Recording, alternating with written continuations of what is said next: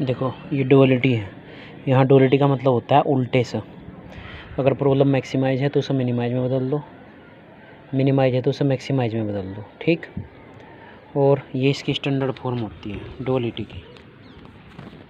देखिए ये डुअलिटी की स्टैंडर्ड फॉर्म है ऑफ डुअलिटी। अगर प्रॉब्लम मैक्सिमाइज है तो उसके sign less than equal to बनाने, और अगर प्रॉब्लम मिनिमाइज है तो उसके sign greater than equal to बनाने हैं। किसी में माइनस आए प्लस आए उस चीज़ से कोई फ़र्क नहीं पड़ता। और अगर इक्वल टू आ जाए तो इक्वल टू में दो साइन बनेंगे, दो में ब्रेकअप होगा वो, एक बार लेस देन और एक बार ग्रेटर देन में, ठीक है। प्रॉब्लम है ऐसे मैं, और जो ये फॉर्म बन जाती है स्टैंडर्ड फॉर्म, उस प्रॉब्लम को कहते हैं हम प्राइमल प्रॉब्लम।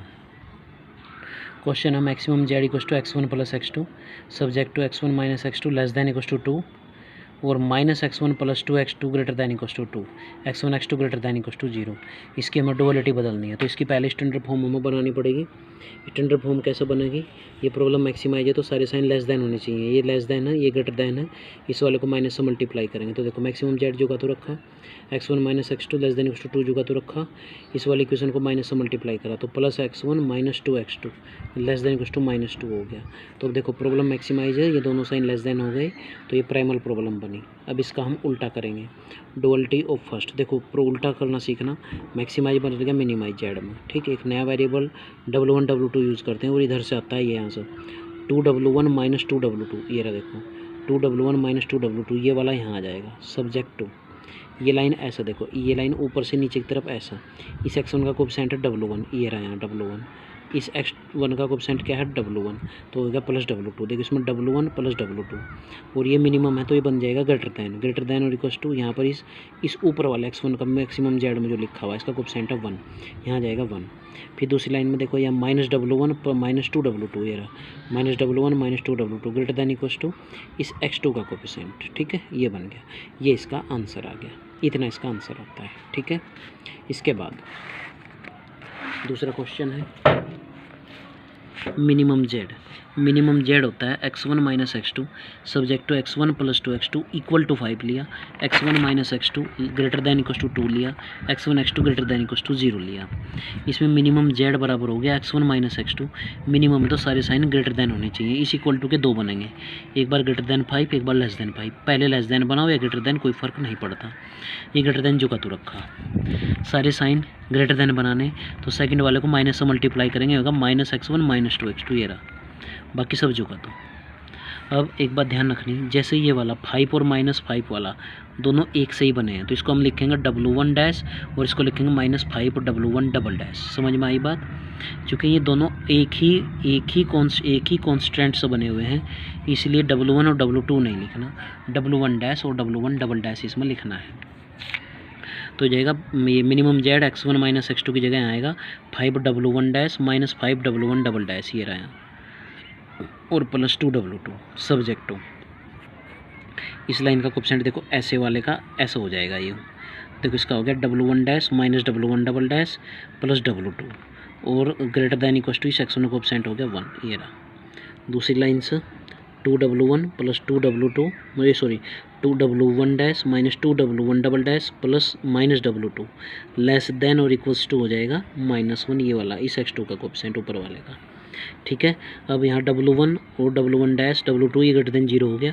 जब ये डैश आता है इसको कहते हैं अनरेस्ट्रिक्टेड, इसको हटाया W1 इक्वल टू लिख दिया W1 dash minus W1 double dash, जहाँ पर भी W1 डैश और माइनस W1 डबल डैश है उसकी जगह W1 रख देंगे और ये अनरेस्ट्रिक्टेड बन जाता है, जो मैंने कल आपको भेजा भी था। तो maximum Z 5W1 plus 2W2, देखो यहाँ से कॉमन लिया 5 तो 5W1 इतना बचा माइनस प्लस 2W2 इतना बचा। फिर W1 plus W2 less than equal to 1, 2W1 minus W2 less than equal to -1, W2 greater than equal to 0, W1 is unrestricted in sign. तो जैसे इसको लिखा W1 को ऐसे लिखा गया, इसको लिखते हैं हम अनरेस्ट्रिक्टेड इन साइन, ठीक है। तो आपका ये आंसर इसका यहाँ पर ये सोल्व हुआ, ये आंसर आ गया, ठीक है। इसके बाद अगला क्वेश्चन लिया मैंने maximum Z equal to x1 minus x2, x1 plus x2 equal to 2 है और 2x1 minus x2 less than equal to 5 है, x1 ग्रेटर देन 0 है और x2 अनरेस्ट्रिक्टेड। अब की बार x2 को अनरेस्ट्रिक्टेड पहले ही ले लिया, वो कोई भी अनरेस्ट्रिक्टेड हो सकता है, तो जो अनरेस्ट्रिक्टेड है सबसे पहले x2 की जगह x2 dash minus x2 double dash रख देंगे, ऊपर वाले पूरे क्वेश्चन में रख दिया यहाँ पर सब जगह यहाँ तक। अब स्टैंडर्ड फॉर्म बनाने के लिए प्रॉब्लम मैक्सिमाइज जेड है तो सारे sign less than equal to होने चाहिए। पहले इसके दो बनाए, एक बार तो लेस देन 2, एक बार ग्रेटर देन 2, 5 वाला जुगा दूँ। फिर ये लेस देन 2 जुगा तो रखा, इसको पूरी लाइन को माइनस से पूरा multiply, -x1 -x2 dash plus x2 double dash greater than less than equal to -2, ये रहा तीसरा ही बन गया। फिर इसकी हम प्राइमल प्रॉब्लम बनाएंगे। प्राइमल तो बन गई स्टैंडर्ड फॉर्म, मैक्सिमाइज है, सारे sign less than equal to आ गए। तो एक बात ध्यान रखना, क्योंकि दोनों एक से बने हैं 2 और -2, तो इसमें लेंगे W1 डैश, ये W1 डबल डैश लेंगे। ऐसे इसकी प्रॉब्लम बनकर आई, देखो यहाँ से 2W1 dash -2W1 double dash plus 5W2, ये रही मिनिमम जेड में। चूँकि ये आपके मैक्सिमम जेड है तो ये आपका मिनिमम जेड हो गया। इसके बाद सब्जेक्टिव में यहाँ से ये रहा इसका coefficient W1 dash -W1 double dash plus 2W2, ये रहा W1 dash -W1 double dash plus 2W2 greater than equal to, चूँकि मिनिमम है, ग्रेटर दैन इस x1 का कोएफिशिएंट लिख देंगे। फिर आएगा यहाँ से W1 dash -W1 double dash minus W2 और ग्रेटर दैन इक्वल टू हो जाएगा -1, ये रहा दूसरे वाला। ऐसे ही तीसरे वाला बन गया, यहाँ से -W1 dash plus W1 double dash plus W2 greater than equal to 1 बन गया, ये वाला बन गया। अब जहाँ डैश आया इसको हटाया, W1 dash -W1 double dash जहाँ भी आएगा ऐसे ही हटना, चाहे 2 हो चाहे 3 हो, इसकी जगह W1 लिख दिया हर जगह, ठीक है। यहाँ तक बन गए। तो जो से इसको चेंज किया जाता है, इसको अनरेस्ट्रिक्टेड लिख देते हैं। अब हमें ये दिखाई दे रहा है जो मैंने बना रखा साइन कि हम -1 +1 दोनों एक जैसी इक्वेशन है, तो इनको इक्वल टू में बदल दिया है। W1 -W2 इक्वल टू 1, ये रहा, देखो इक्वल टू 1 कर दिया। W1 अनरेस्ट्रिक्टेड है, ठीक है। तो ये इसका आंसर हो गया। अब ये थ्योरम है जो हर साल आती है, और ये स्टेटमेंट अब एग्जाम में आपको ऑब्जेक्टिव में कैसा आएगा, ये ऐसा क्वेश्चन देगा और उसका आंसर यहाँ दे देगा, ये वाला। वो आंसर ये भी दे सकता है, ये भी दे सकता है, ये भी दे सकता है। तो 4 ऑप्शन में उसके आपके आंसर इस तरीके से दिए गए होंगे। फिर ये थ्योरम है बहुत इंपॉर्टेंट, जिसका स्टेटमेंट एग्जाम में आपके पास आएगा। Dual of dual is primal itself. मान लिया प्राइमल प्रॉब्लम है, देखो मैक्सिमम जेड स्टैंडर्ड फॉर्म पढ़ाया आपको, ये मैक्सिमम जेड सी कॉस्ट है, एक्स वेरिएबल है, तो X less than equal to B होगा, एक्स ग्रेटर देन 0। तो इसका डुअल बनाएंगे, मैक्सिमम कायम हो जाएगा मिनिमम में, ये बी ऊपर पहुंच जाता है, याद हो सी का डैश हो गया, नया वेरिएबल डब्ल्यू हो गया। फिर ए का डैश होता है, चूँकि अगर ए ऐसे लिखा है तो ए रो वाइज आ जाता है, कॉलम वाइज, तो A dash W greater than equal to C का डैश हो जाता है, सी नीचे आ जाता है। जब इसका उल्टा करेंगे, देखो मिनिमम का मैक्सिमम हो जाएगा और सी डैश का डैश ऊपर पहुंच जाएगा। सब्जेक्ट 2 में ए डैश का डैश हो जाएगा, डब्ल्यू की जगह एक नया वेरिएबल वाई लिख लेंगे, यहाँ लेस देन इक्वल टू हो जाएगा और बी का बी डैश यहाँ आ जाएगा, ठीक है।